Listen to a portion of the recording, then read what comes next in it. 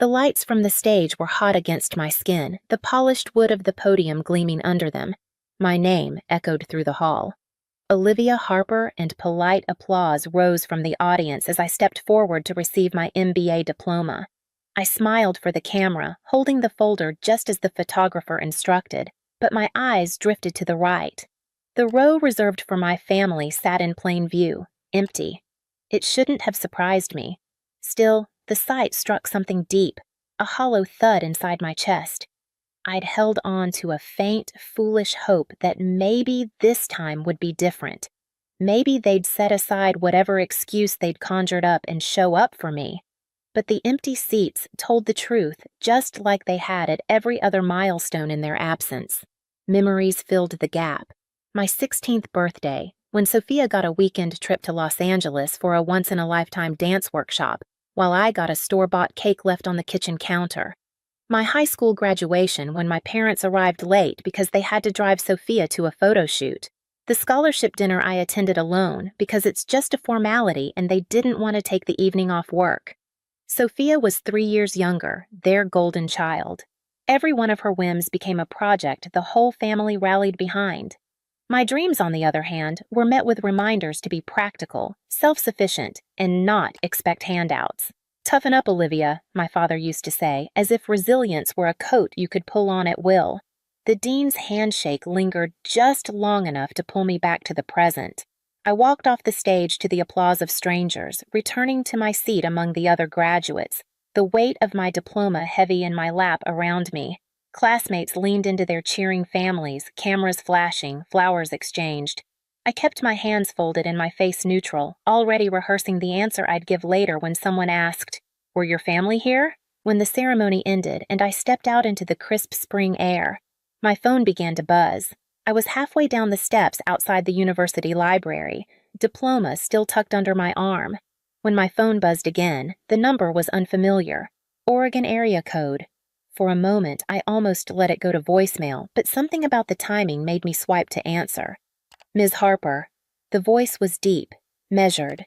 "This is Alexander Cole, attorney for the Bennett estate in Willow Creek. I'm calling regarding your grandparents' affairs." My breath caught. My grandparents. I hadn't heard their names.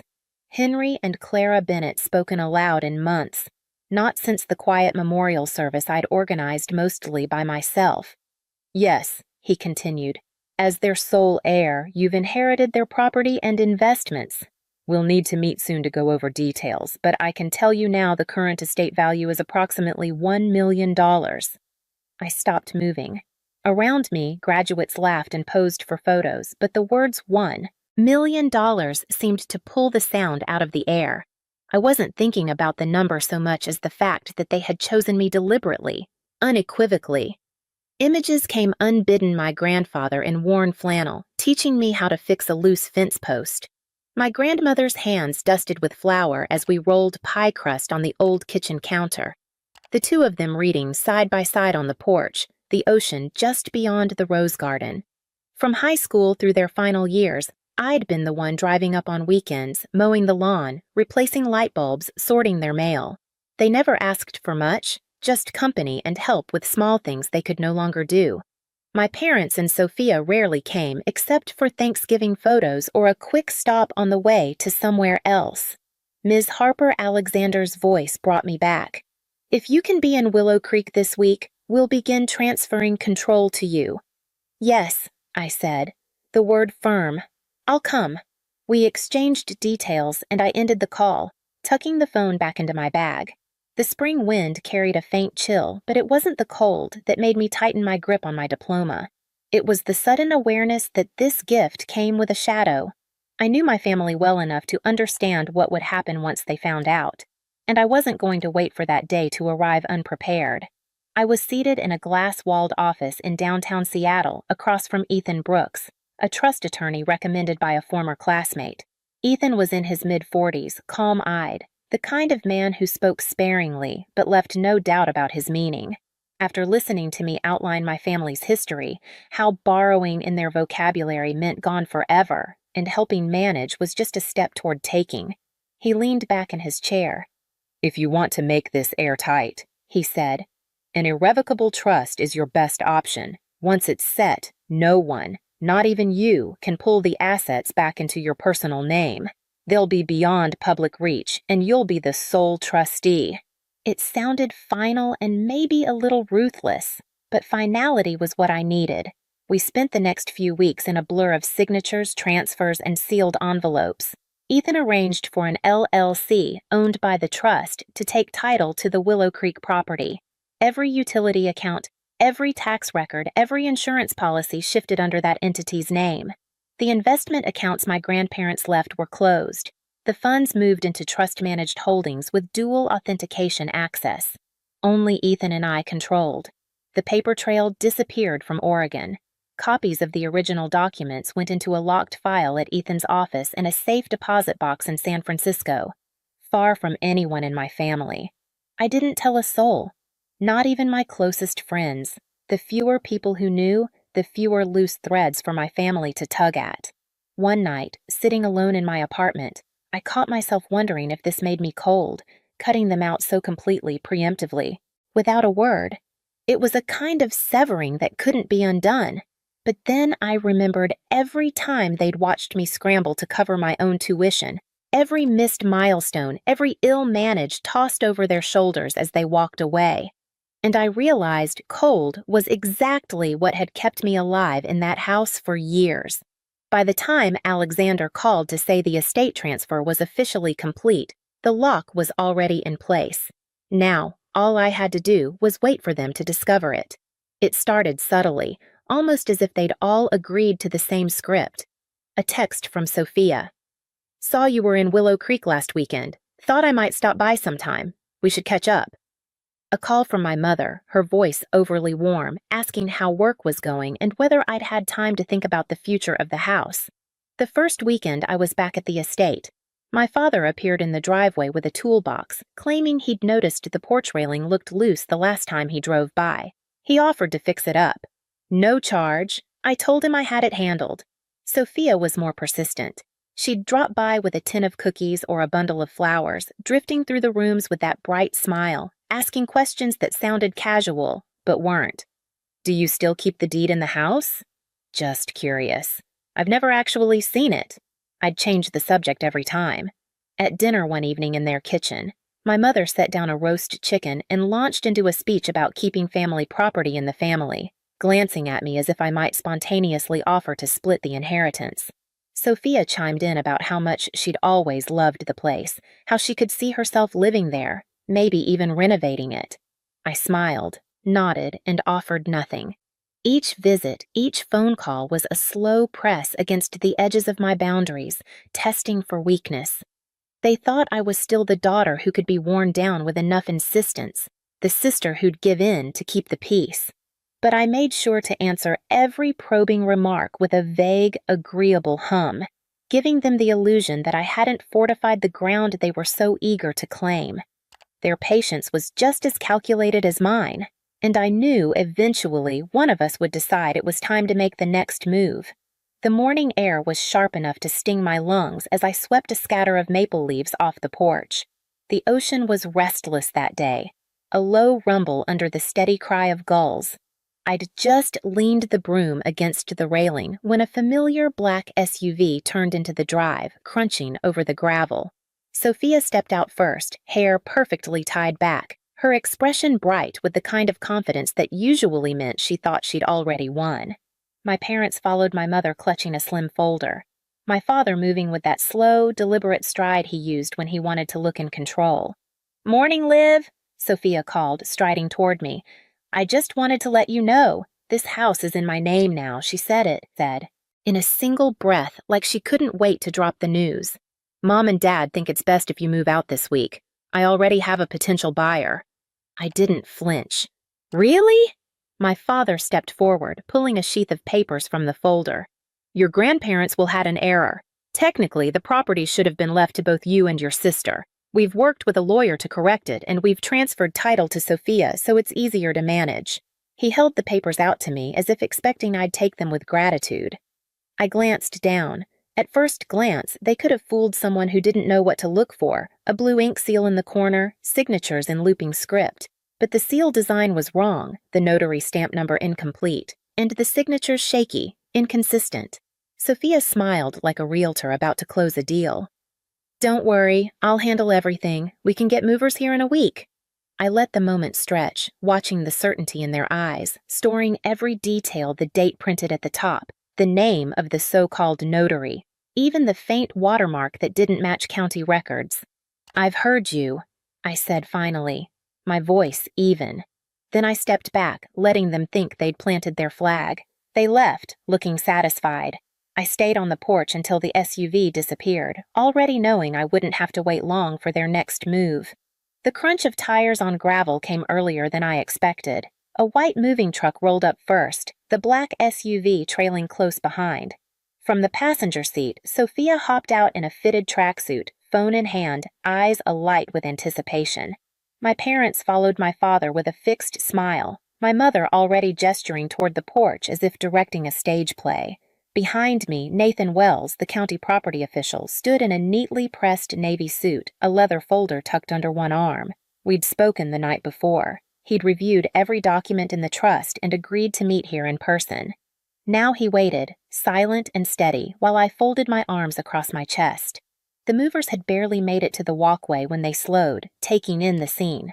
My father tried to keep moving forward, papers in hand, but Nathan stepped into view, opening his folder and withdrawing a document stamped with the county seal. "Mr. and Mrs. Harper, Ms. Sophia Harper," he said, voice clear enough to carry to the truck. "I'm here on behalf of the County Property Records Office.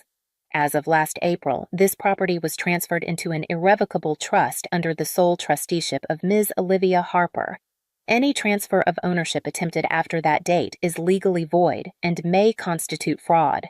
Sophia blinked rapidly. "Fraud? We corrected a mistake in the will." Nathan didn't even glance at her.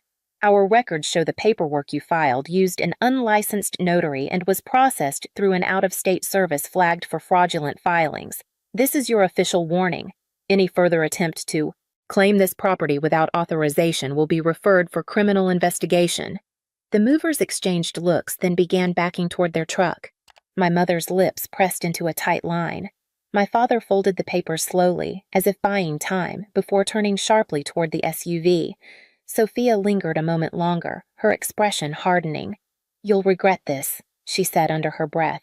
I didn't answer. I didn't need to. When their engines faded down the road, Nathan handed me my copy of the notice, his eyes steady.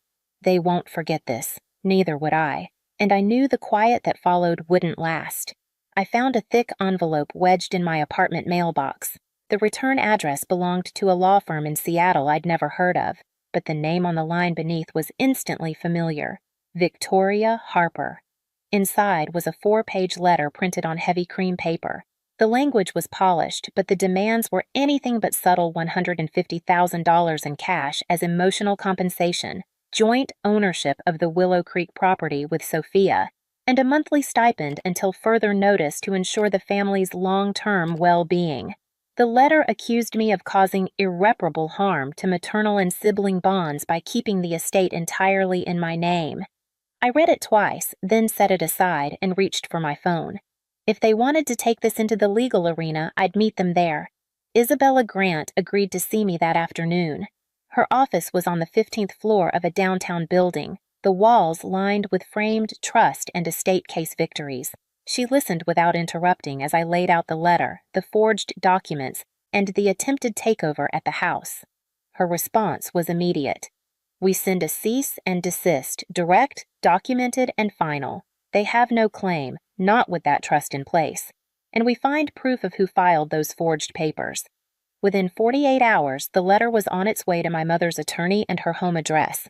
It cited the trust's legal protections, warned against further harassment, and made it clear that any future attempts would trigger civil and potentially criminal action.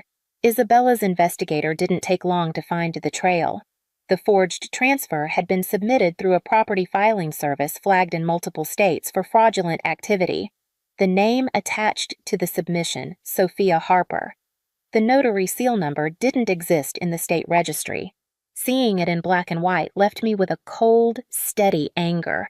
The county officials' warning on the porch had been generous. They could have walked away. Instead, they doubled down. I left Isabella's office with the report tucked in my bag, wondering if maybe this would be enough to stop them. But deep down, I knew my family too well to believe it was over. The first sign came from an unexpected place. A text from my cousin Lydia. "You need to hear this." She sent over an audio file, and my mother's voice filled my kitchen, low and deliberate. "I don't want to speak badly about her," Victoria said, "but Olivia took advantage of Dad when he was weak. Everyone knows he wasn't thinking clearly when he signed those papers." Lydia didn't stop there. Screenshots from a group chat followed, my mother spinning the same story to a circle of relatives, with Sophia chiming in about family fairness and hidden motives. A few cousins even piled on, speculating about me forging signatures, twisting the truth into something unrecognizable. I sent it all to Isabella. She didn't hesitate. "They're trying to turn this into a reputational war. If you let this stick, every move you make will be seen through that lens. We fight back with facts publicly." We built a 12-page statement of facts. Every date and document lined up: the trust's creation, the property transfer, the fraudulent filing trail with Sophia's name on it, and the county's records disproving every accusation. I sent it to every relative in that group chat and to anyone my mother had tried to sway. The subject line was simple: the full truth. Apologies began trickling in within hours. Some were brief, just a few words, acknowledging they'd been wrong. Others came with long explanations about how convincing my mother had sounded. Not everyone changed their mind. A handful doubled down, accusing me of airing family business. But the momentum had shifted. The lies no longer stood unchallenged. By the end of the week, the silence from my mother's camp felt heavier than any reply. I knew they were regrouping. News of Sophia's new job came from a mutual acquaintance who thought it was great we were both doing well. A quick search confirmed it. She'd joined a luxury real estate firm known for touting ethics and client trust. I didn't waste time. Isabella and I compiled the forged transfer documents, the invalid notary seal verification, and the county's fraud warning into a single indexed file. I sent it to the firm's ethics department with a short note. "This concerns your employee, Sophia Harper, and her involvement in attempted property fraud. The firm terminated her." The case was forwarded to the state licensing board, which opened a formal review. That's when the counterattack came. Sophia hired a lawyer with a reputation for aggressive PR spin. He framed my actions as malicious interference in a young professional's career, feeding sympathetic quotes to a local business blog. Isabella was ready. We sent the licensing board certified copies of every court-stamped document, including the cease and desist letter, the investigative report tying the fraudulent filing to Sophia, and the county's statement from the porch confrontation. The board acknowledged receipt, confirming the evidence would remain in the case record. The PR noise fizzled once the facts were on the table. I could almost hear the silence from their side, tight, calculated, waiting for the next angle. I knew it would come, and I knew I couldn't afford to look away when it did. A plain white envelope arrived, the return address from a Salem law firm. Inside, the letter was brief. All claims against me withdrawn. No further contact to be made except where legally necessary. I read it once, then folded it neatly and placed it in my file. No triumph, no gloating, just the quiet certainty that a chapter had closed. That weekend, I drove to Willow Creek. The gravel road curved toward the house, maple leaves blazing in autumn colors, the sea stretching silver beyond. Inside, the air held the faint scent of aged wood and the lavender diffuser I'd left months ago. I walked through each room slowly, my hand brushing the red brick walls, the photographs, the worn armchair by the window in the stillness. My grandfather's voice seemed to echo, "Protect what's worth keeping." I understood now he'd meant more than the property. It was my right to choose who could reach me, my ability to keep my dignity intact, my peace unbroken. On the porch, I looked out at the horizon until the light began to fade, knowing I would decide which doors stayed closed from here on. As I sat on the porch that evening, watching the sun dip below the horizon, I reflected on the whirlwind of the past months. This inheritance wasn't just about money or property. It was a lesson in boundaries and self-worth. Growing up, I'd learned to shrink myself to make room for others' demands, but my grandparents' gift taught me that true family honors your efforts, not exploits them. I realized that protecting what's yours isn't selfish, it's survival. By setting up the trust, I reclaimed my voice, refusing to let guilt or manipulation erode my peace. The confrontations showed me that some ties are toxic, and severing them allows growth. Now, I choose relationships that uplift, not drain. This experience hardened my resolve. Always prepare for betrayal, but never lose faith in your own strength. In the end, the greatest legacy is the wisdom to guard your heart and home. I'd learned early in life that my brother Marcus could sell anything. Ice to Eskimos, sand to Saudis, it was his gift. What I never imagined was that he'd try to sell something that wasn't his to begin with. But that's exactly what happened on a cold Saturday in November, 3 months after Grandpa's funeral. The family meeting was Marcus's idea. He'd sent a group text to everyone. Mom, Dad, our sister Rachel, Aunt Linda, Uncle Tom, even our cousins. Everyone except me got the details about important family business regarding Grandpa's estate. I only found out about it when Rachel accidentally mentioned it during a phone call. Wait, you're coming to the meeting tomorrow, right? She'd asked. What meeting? There was a pause. Oh. I thought, never mind. Rachel. Marcus said he'd tell you. It's at Mom and Dad's. 10.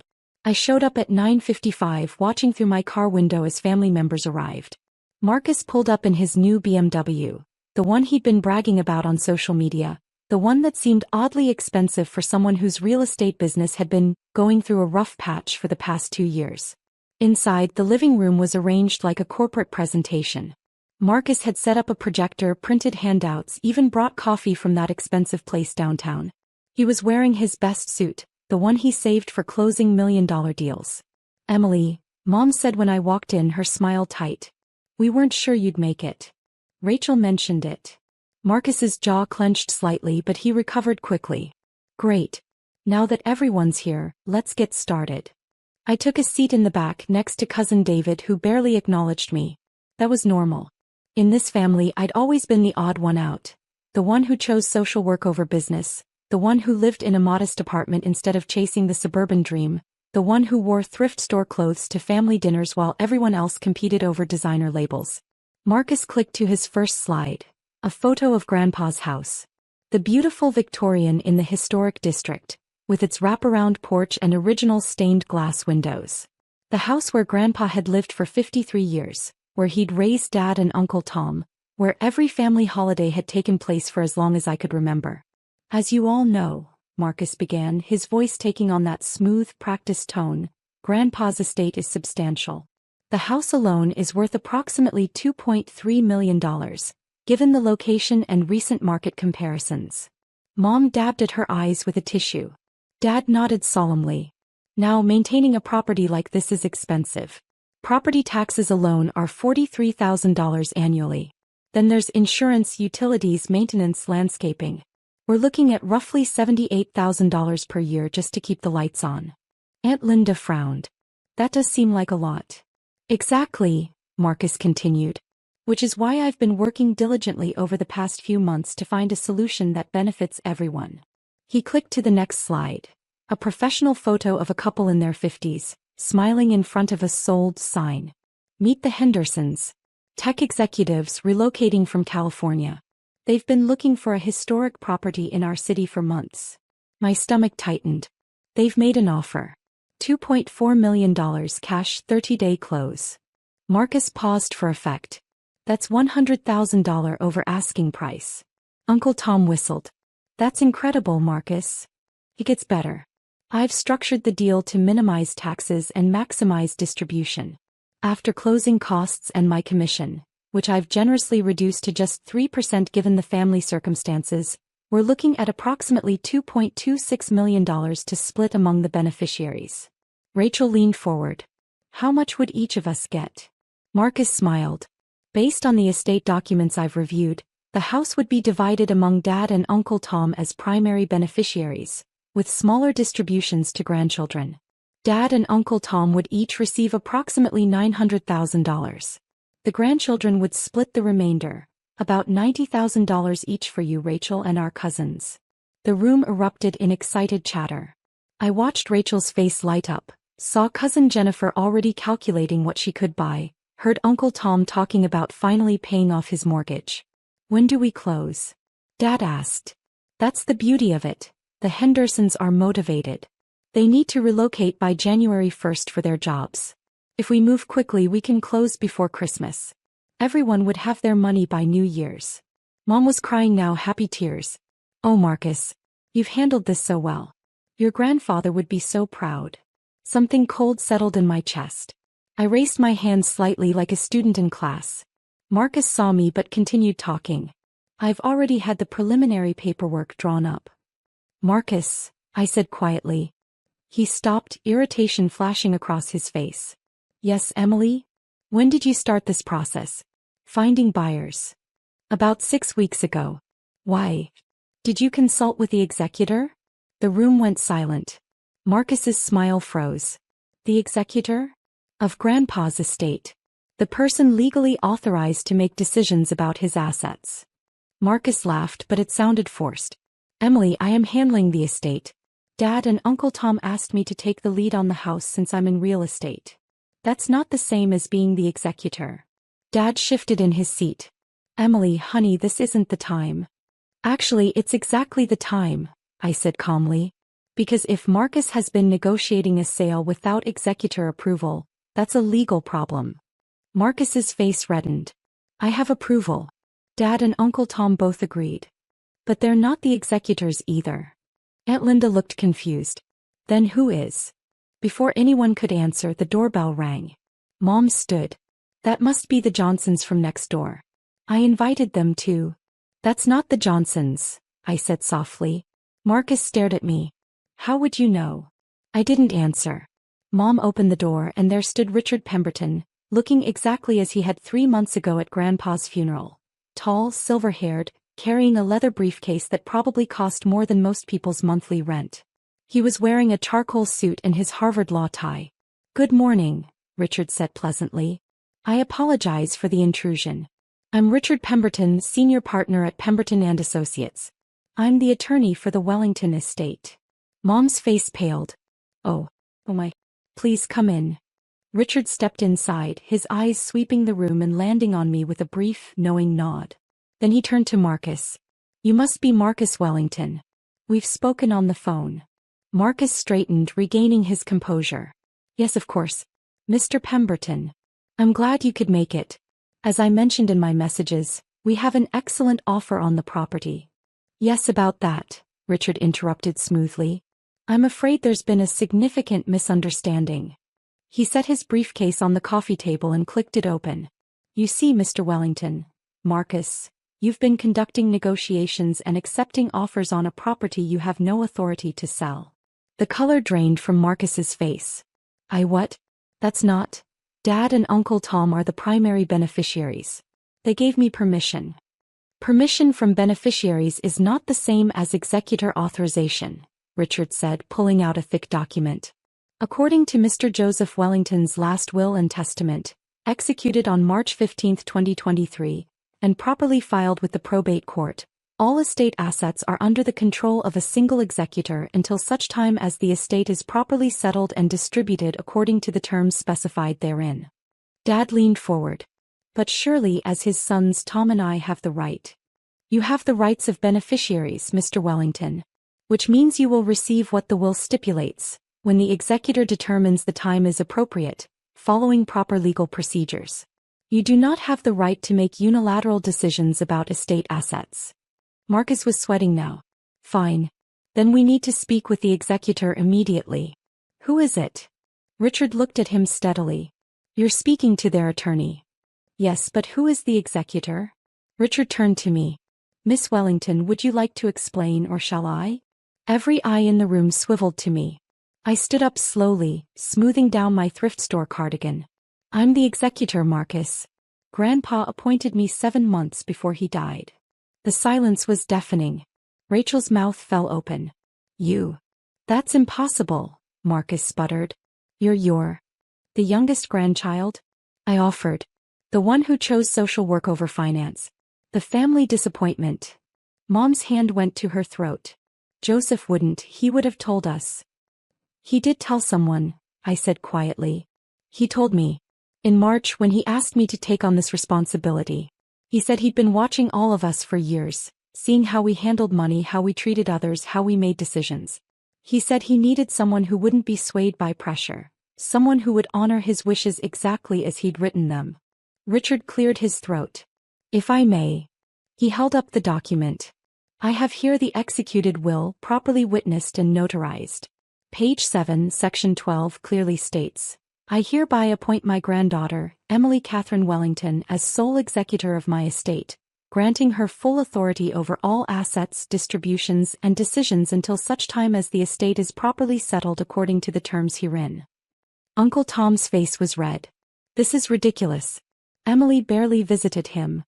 Actually, Richard interrupted, according to Grandpa's calendar, which I also have, Emily visited him every single Sunday for the last 5 years of his life. She helped him with his medications, drove him to doctor's appointments, organized his bills and spent hours just talking with him. Can any of you say the same? The room fell silent again. Marcus was gripping the edge of the table. Fine. You're the executor. So approve the sale. The Hendersons are offering $2.4 million. Yes, I heard, I said. And your 3% commission would be $72,000. Convenient. I reduced it from the standard 6% out of respect for. Respect? Marcus, you didn't even tell me about this meeting.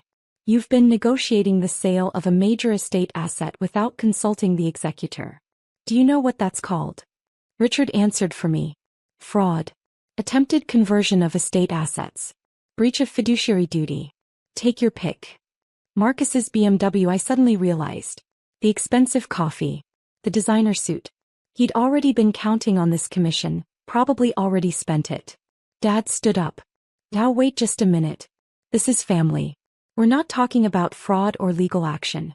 Emily, sweetheart, I know you're upset you weren't included in the planning, but Marcus was just trying to help. Help himself to a $72,000 commission and make himself look like the family hero, I said.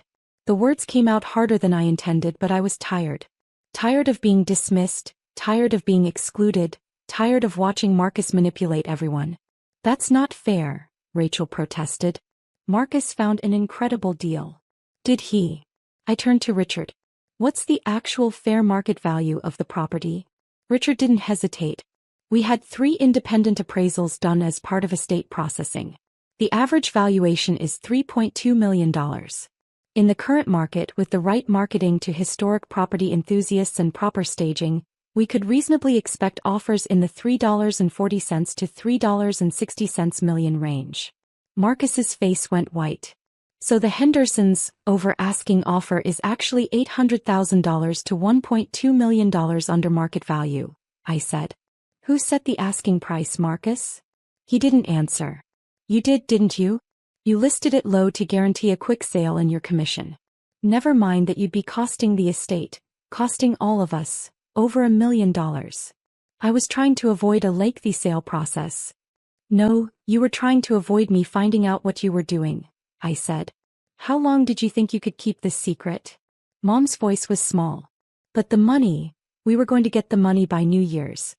I looked at her, this woman who'd always favored Marcus and Rachel, who'd never quite forgiven me for choosing a lesser career path, who'd nodded along when Marcus suggested I didn't need to be included in family business discussions.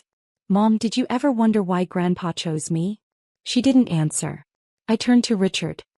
Can you explain the actual terms of the will? Richard nodded and pulled out another document. Certainly. Mr. Joseph Wellington's estate is valued at approximately $8.7 million. This includes the house, his investment portfolio, savings accounts, and a life insurance policy. The will specifies that the estate is to be distributed as follows. He paused and I could see everyone leaning forward. Primary residence. To be held in trust for a period of 2 years following Mr. Wellington's death, with the executor given full discretion to maintain, rent, or sell the property as she sees fit. Any proceeds from sale are to be distributed according to a specific formula outlined in Section 18. Marcus interrupted. 2 years. We have to wait 2 years. No, Richard said calmly.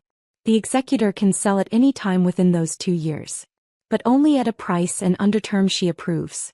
The 2-year window simply provides flexibility. What about the investment portfolio? Dad asked. The investment accounts, totaling approximately $4.3 million, are also under executor control. Mr. Wellington specified that distributions should be made based on demonstrated financial need and responsibility, as determined by the executor. Demonstrated need? Uncle Tom sounded outraged. What does that mean? I spoke up. It means Grandpa knew that some family members are better with money than others. He wanted to make sure the inheritance actually helped people, not enabled poor financial decisions. Rachel's face flushed. Are you saying we're irresponsible? I'm saying Grandpa watched Marcus buy 3 new cars in 2 years while claiming his business was struggling. He watched you and your husband take 4 international vacations last year while complaining you couldn't afford to help with Grandma's nursing home costs. He watched Dad co-sign loans for Uncle Tom that never got repaid. Dad stood up. Emily, that's enough. No, it's not, I said, my voice still calm but firm. Because Grandpa also watched me work 2 jobs to pay off my student loans. He watched me drive the same 12-year-old Honda for a decade because I was saving for a house. He watched me volunteer at the community center every weekend and donate to causes I believed in even when money was tight. He told me he trusted me to make decisions that honored what he'd spent his life building. Richard continued. The will also contains some specific provisions. For instance, Marcus Wellington is explicitly prohibited from receiving any executor fees or commissions related to estate assets. Any attempt to profit from estate transactions beyond his designated inheritance share will result in forfeiture of that share. Marcus sat down heavily. Additionally, Richard went on, the will states that any beneficiary who attempts to contest executor decisions, who attempts to conduct unauthorized transactions with estate assets, or who takes legal action against the executor will forfeit their entire inheritance share, which will instead be distributed to charity. The room was completely silent now. Aunt Linda's voice was barely a whisper. How much do we actually get? I'd memorized these numbers months ago. Dad and Uncle Tom. $500,000 each, distributed over 5 years in annual payments of $100,000. This is contingent on demonstrating financial responsibility. No new major debts, no bankruptcy, no gambling problems. Uncle Tom started to protest, but I continued. Grandchildren. $150,000 each with the same 5-year distribution schedule. The annual payments can be increased if the executor determines there's legitimate need. Medical emergency, education expenses, home purchase down payment. They can be decreased or stopped if there's evidence of financial irresponsibility. Rachel was crying now. That's not fair. Grandpa loved us. He did love you, I said softly. That's exactly why he structured it this way. He didn't want you to blow through a massive inheritance in 2 years and end up right back where you started. He wanted to give you time to learn, to grow, to prove you could handle wealth responsibly. Marcus finally found his voice. And you? What do you get? The remainder, after all distributions are made and the estate is settled. Probably about $1.2 million. But I also get the responsibility of managing everything until then. Making sure the house is maintained, the investments are properly handled, the distributions are made fairly. It's not a prize, Marcus. It's work. Sounds like a pretty good prize to me, he muttered. Richard's voice cut through the room like ice. Mr. Wellington, I should inform you that the estate is prepared to take legal action regarding your unauthorized negotiations with the Hendersons. You represented yourself as having authority you did not possess. You solicited offers and began sale proceedings for a property you had no right to sell. We have documentation of all your communications. Marcus's face went from white to gray. I thought. You thought you could make a quick commission before anyone noticed, I said. How much debt are you in, Marcus? Is the BMW leased or financed? What about that new house in the suburbs Rachel mentioned you were closing on next month? He didn't answer, but his hands were shaking. The Hendersons, I continued, called Mr. Pemberton's office 2 days ago, concerned because they'd wired a $50,000 earnest money deposit to Marcus's business account and hadn't received proper documentation. They were calling to verify the sale with the estate attorney. Mom gasped. Marcus, you took their money? It's standard procedure. For authorized sales, Richard interjected. This was not authorized. The $50,000 will need to be returned immediately, along with an explanation and apology. The estate will not be pursuing charges if this is handled properly. I watched my brother's face crumble. The golden child, the successful one, the family hero, exposed as desperate and deceptive. Dad's voice was hollow. So there's no sale. No money by New Year's. Actually, I said, pulling out my own folder, there will be some money. I've been reviewing Grandpa's wishes carefully. He wanted the house to stay in the family if possible, to remain a gathering place for holidays and celebrations. But he also knew it needed proper care. I distributed papers to everyone. I'm proposing we convert the house into a family trust property. Limited liability company with the estate as majority owner. We'll rent it out for events. Weddings, corporate retreats, historic tours. The income will cover maintenance and provide modest distributions to family members who actually help with upkeep and management. Rachel looked up from the paper. You want us to run it as a business? I want us to honor Grandpa's vision of family coming together, I said. Anyone who wants to be involved can be. There will be work. Booking clients, managing renovations, coordinating events. But it keeps the house in the family and creates sustainable income instead of a one-time payout that'll be gone in 5 years. Uncle Tom was studying the numbers. This could actually work. It will work, I said. If everyone follows the rules, respects boundaries, and puts in actual effort instead of expecting money to magically appear. Marcus stood up abruptly. I'm leaving. Sit down, Richard said, his voice sharp. We're not finished. Marcus sat. Richard pulled out another document. The estate is also prepared to offer Mr. Marcus Wellington a choice. Option 1. Return the $50,000 to the Hendersons, sign an agreement to cease all unauthorized estate transactions, and accept the terms of your inheritance as specified in the will. Option 2. Marcus asked bitterly. The estate files a formal complaint with the Real Estate Licensing Board regarding your unauthorized sale attempts, fraudulent representation of authority, and misappropriation of client funds. We also refer the matter to the District Attorney's Office for possible criminal charges. The room was so quiet I could hear the clock ticking in the hallway. Fine, Marcus whispered. Option 1. Richard slid papers across the table. Sign here. And here. Initial here. I watched my brother sign away his schemes, his shortcuts, his attempt to profit from the family one more time. When he finished, Richard collected the documents without a word. Mom was crying again, but this time they weren't happy tears. How did it come to this? We're family. Yes, I said quietly. We are. Which is why Grandpa gave me this job, because he knew I'd treat everyone fairly even when it was hard. Even when I'd spent my whole life being treated as less than. Dad's eyes met mine, and for the first time I could remember I saw something like respect there. Your grandfather was a wise man. He was, I agreed. And he loved all of us enough to try to protect us from our own worst impulses. Rachel wiped her eyes. The family business plan. Could I really be involved? If you want to be. There's a lot of work ahead. The house needs updates. We need to establish the LLC, create marketing materials, build a client base. But yes, anyone who wants to contribute can share in the benefits. I want to help, she said softly. Over the next hour, Richard walked everyone through the exact terms of their inheritances, the timeline for distributions, the requirements for maintaining their shares. It was painful watching my family confront reality. The reality that their patriarch had seen through all the pretenses and designed a will that would either teach them or exclude them. When the meeting finally ended, people left in small groups, quiet and subdued. Marcus slipped out without saying goodbye to anyone. Uncle Tom and Aunt Linda left together, whispering intensely. Rachel hung back. Emily, she said hesitantly, I'm sorry. For a lot of things.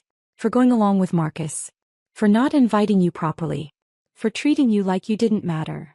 I looked at my sister, really looked at her. She was 32, 2 years older than me, and for the first time I could see past the designer clothes and perfect makeup to the insecurity underneath. Grandpa's plan includes accountability, I said. But it also includes forgiveness and second chances. If you want to be part of making the house into something special, I'd like that. She nodded, tears streaming down her face. I'd like that too. After everyone left, I stood in my parents' living room with Richard, packing up documents. That went better than expected, he said dryly. I laughed despite myself. Marcus didn't throw any punches. I call that a win. Your grandfather would be proud. You handled that with remarkable grace. I've had 3 months to prepare, I admitted. 3 months of knowing this moment was coming, knowing I'd have to face all of them and tell them the truth. Why didn't you tell them sooner? Because Grandpa asked me to wait. He said timing mattered, that people needed to show their true colors first. He was right. If I'd announced I was executor at the funeral, Marcus never would have revealed his plans. The family never would have shown how they really saw me. Richard snapped his briefcase closed. And now? How we rebuild, I said. We turn that beautiful house into something that serves the community and honors Grandpa's memory. We help the family members who want to learn and grow. And we enforce consequences for those who don't. You sound like him, you know. He had that same quiet strength. I felt tears prick my eyes. That's the best compliment anyone could give me. Richard left and I was alone in the house where so many family dinners had happened, where I'd always felt like an outsider. My phone buzzed, a text from Rachel. Thank you for giving me another chance. I won't waste it. Then one from Cousin David. I didn't realize how hard you worked to help Grandpa. I'm sorry I never noticed. And finally, surprisingly, one from Dad. Your mother and I would like to take you to dinner next week. No agenda. Just us. We have a lot to learn about our daughter. I sat down on the couch, letting the emotions wash over me. Grandpa had known this would be hard. He'd known his family would resist, would question, would resent me initially. But he'd also known that sometimes love means tough choices, structure, accountability. The house would stay in the family. The money would be distributed fairly. And maybe, just maybe, some of those relationships could be rebuilt on foundations of honesty instead of hierarchy. My phone rang. Richard. Emily, I thought you should know. Marcus just called. He's returning the Henderson deposit, and he asked if there's still a place for him in the family business plan. He said he wants to prove he can do better. I smiled. Tell him the door's open. But he starts at the bottom, doing actual work, no shortcuts. Will do. Also, I'm emailing you information about 3 potential event clients who've expressed serious interest in the property. One is a wedding planner looking for historic venues, another is a corporate retreat coordinator, and the third is a local nonprofit that holds an annual gala. That's fantastic. Can you forward their contact information? Already done. Welcome to the family business, Ms. Wellington. After we hung up, I sat in the quiet house thinking about Grandpa. About Sunday afternoons spent listening to his stories, helping him organize his pills, driving him to doctor's appointments while the rest of the family was too busy. About the day he'd asked me to be executor and I'd tried to refuse, saying I wasn't qualified, wasn't respected enough, wasn't strong enough. You're exactly strong enough, he'd said, holding my hand with his weathered fingers. Because you understand that real strength isn't about domination or control. It's about service. About doing what's right even when it's hard. Even when people don't understand. He'd been right. I gathered my things and headed for the door, pausing to look at the family photos on the wall.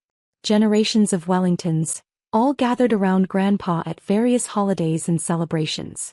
In every photo he was smiling, but his eyes were always watching, always assessing, always understanding far more than anyone gave him credit for. I won't let you down, Grandpa, I whispered to his photo. I promise. As I drove away, my phone buzzed with a message from the estate management company Richard had recommended. They'd completed their initial assessment of the house and confirmed it was perfect for event rental. With some updates, they estimated annual income of $280,000 to $340,000. The family would be fine. The house would thrive. And I would continue doing what Grandpa had trained me for, making quiet, careful decisions that honored his values and protected his legacy. Sometimes the person who seems weakest is actually the strongest. Sometimes the one who's dismissed and overlooked is the one who sees everything clearly. And sometimes, justice comes not through dramatic confrontation, but through patient, persistent integrity. Grandpa had known all of that. And now finally the rest of the family would learn it too.